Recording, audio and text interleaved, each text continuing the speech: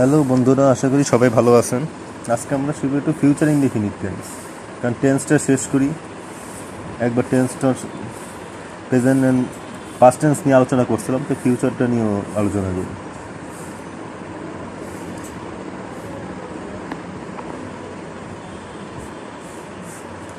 Future ইনডিফিনিটে প্রথমে subject plus shall অথবা will হবে,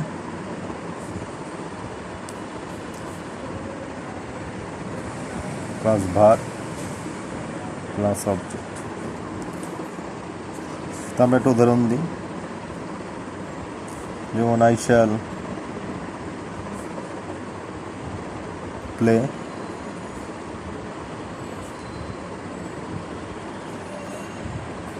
in the field.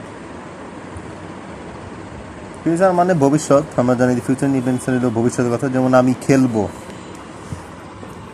আমি যখন খেলবো এটা ভবিষ্যতের কথা, তখন শ্যাল অথবা উইল বসবে। তারটা উদাহরণ দিই, যেমন he will go to his village tomorrow. যেমন আগামীকাল সে, টুমোরো থাকলে এগুলো ফিউচার ইনডিফিনিট টেন্স হবে, যেমন ভবিষ্যতের কাল। আগামীকাল সে তার গ্রামে যাবে, he will go to his village tomorrow. তার উদাহরণ দিই আমরা, যেমন we will purchase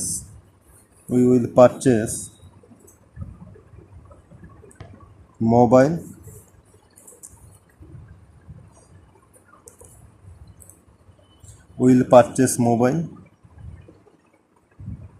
day after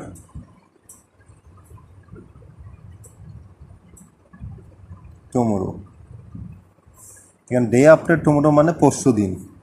আমরা বলি যে পরশু দিন, সে পরশু দিন ছিল, day after tomorrow.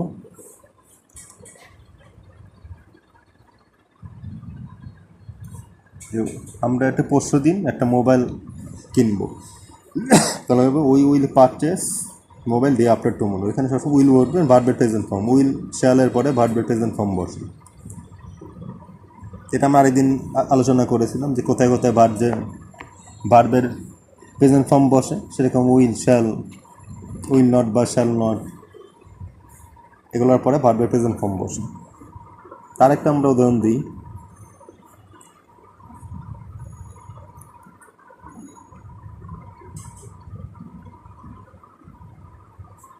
they will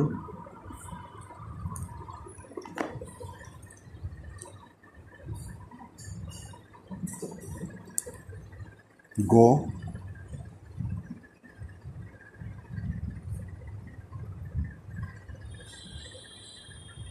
their office.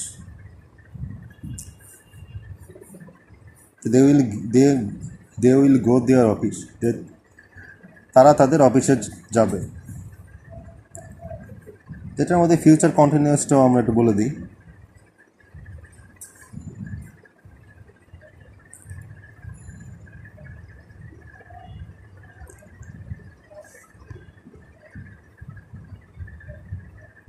Future continuous, এখানে পরে সাবজেক্ট হবে প্লাস শ্যাল অথবা উইল, তখন হবে বি, যেমন ভার্বের আইএনজি বা প্লাস আইএনজি, তারপর অবজেক্ট। উদাহরণস্বরূপ আমরা দেখি, যেমন আই উইল বি প্লেইং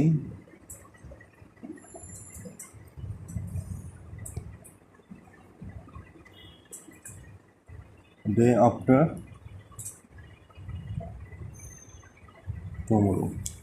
এখানে প্রথমে সাবজেক্ট হবে, এরপর শ্যাল অথবা উইল, তারপরে বি ভরবে, তারপর আইএনজি, ভার্বের আইএনজি হবে।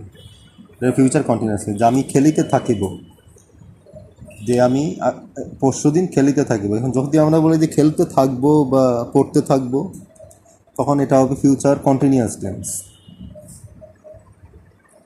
যেমন আই উইল বি প্লেইং, খেলতে থাকবো। আর ফিউচার ইনডেফিনিট টেন্স ছিল যে আমি খেলবো, কখন খেলবো বা এরকম কোনো টাইমের কোনো নেই, কিন্তু আমি খেলতে থাকবো মানে তখন আমরা কন্টিনিউয়াস আমি খেলতেই থাকবো, অনেকক্ষণ ধরে খেলতে থাকবো সেরকম। আর এখানে কোনো সময়ের কোনো নেই, আমি যাব, এটা ফিউচার কন্টিনিউয়াস টেন্স। তাই একটা উদাহরণ দেখে, যেমন he will be reading, he will be reading book